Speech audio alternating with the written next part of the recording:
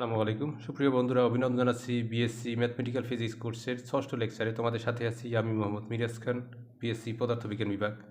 আজকে আমরা আলোচনা করব ম্যাথমেটিক্যাল ফিজিক্সের গুরুত্বপূর্ণ একটি প্রমাণ, যেটা হচ্ছে ইন্টিগ্রেশন 0 to π/2 √tan θ d θ = π/√2। এটা প্রমাণ না, এটা একটা ম্যাথ। এই ম্যাথটা আমরা ক্যালকুলাস 1-এও করতে পারবো এই প্রসেসেই, এবং ম্যাথমেটিক্যাল ফিজিক্সেও এই প্রসেসই আমরা করব। সুতরাং আমরা এক জায়গা থেকে শিখলে কিন্তু আমরা দুই জায়গায় এই ম্যাথটা করতে পারতেছি।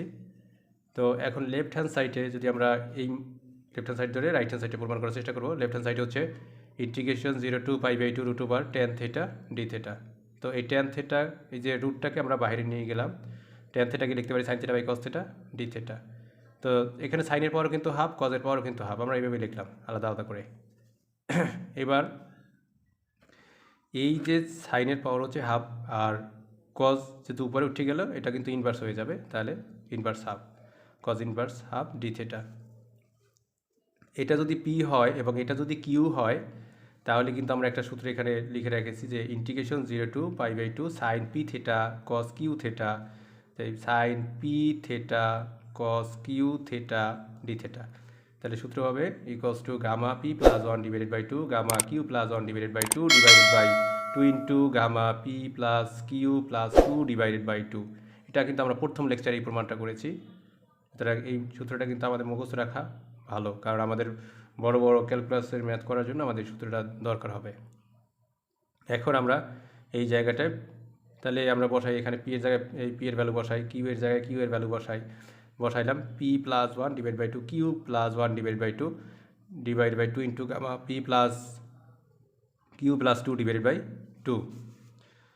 এবার এই জায়গাটা যদি ক্যালকুলেশন করি, হাফ প্লাস 1 তাহলে আসে 3/2, আর নিচে 2, আর এখানে হচ্ছে 1 থেকে যদি আমাদের হাফ বিয়োগ যায় তাহলে আসে হাফ ডিভাইড বাই 2, আর এটাই half plus half minus half কেটে যায়, 2 আর 2 কেটে যায়, থাকে শুধু 2, তাহলে 2 গামা 1।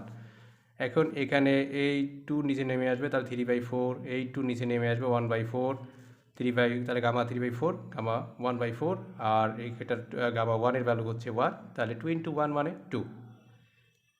তো এখন আমরা যদি ছেড়ে চলে যাই পরবর্তী পেজে দেখি ইকুয়ালস টু, তাহলে গামা 1/4 গামা 3/4 ছিল, ডিভাইডেড বাই 2 ছিল, তাহলে গামা 1/4 যেভাবে আছে সেভাবেই রাখবো। এই 1/4 থেকে যদি আমি 1 থেকে যদি 1/4কে কমাই, তাহলে তুমি দেখো এখানে এটা লসাগুরা 4, 4 অক্ষে 4, 4 মাইনাস 1 মানে 3/4 আসে কিন্তু, তাহলে এটাকে লেখা যায় 1 - 4। কেন লিখেছি? কারণ আমরা এই সূত্রটা অ্যাপ্লাই করার জন্য gamma 1 - m equals to pi divide by sine m pi, ঠিক না? এখানে যেইটা m থাকবে সেটা পাইয়ের সাথে লিখতে হবে। তাহলে এখানে m কি আছে? m আছে 1/4, সেটাকে আমরা কিন্তু এই যে পাইয়ের সাথে লিখেছি। তাহলে উপরে ছিল পাই, উপরে লিখলাম সাইন, আর পাইয়ের সাথে m লিখলাম, m কত 1/4 লিখলাম, তাহলে আর নিচে ছিল 2/2 লিখলাম। এটা হচ্ছে sine 45 degree value, sine 45 degree value হচ্ছে 1/√2। তাহলে আমরা কিন্তু এটা সরাসরি এটা নিচে চলে আসলো, 1/√2 নিচে চলে আসলো, তাহলে 1/√2 ইন্টু 2, একটা 2 এর পরিবর্তে 2টা √2 লেখা যায়, তাহলে একটা 2 এর পরিবর্তে 2টা √2 লিখলাম, তাহলে ওই √2 আর √2 কেটে যায়, আর এখানে থাকে পাই ডিভাইডেড বাই √2। এটাই রাইট হ্যান্ড সাইডে ছিল, যে এই যে pi divided by √2 integration 0 to π/2 √tan θ d θ equals to pi divided by √2। আমরা অনেক প্র্যাকটিস করবো এখানে, অনেক প্র্যাকটিস করতে হবে। প্র্যাকটিস করলে কিন্তু আমরা আরও গামা বিটার যে জটিল ম্যাথগুলো সেগুলো সমাধান করতে পারবো। সুতরাং পরবর্তী লেকচার দেখার আমন্ত্রণ জানিয়ে আজকের ক্লাস এখানে শেষ করছি। আল্লাহ হাফেজ, আসসালামু আলাইকুম।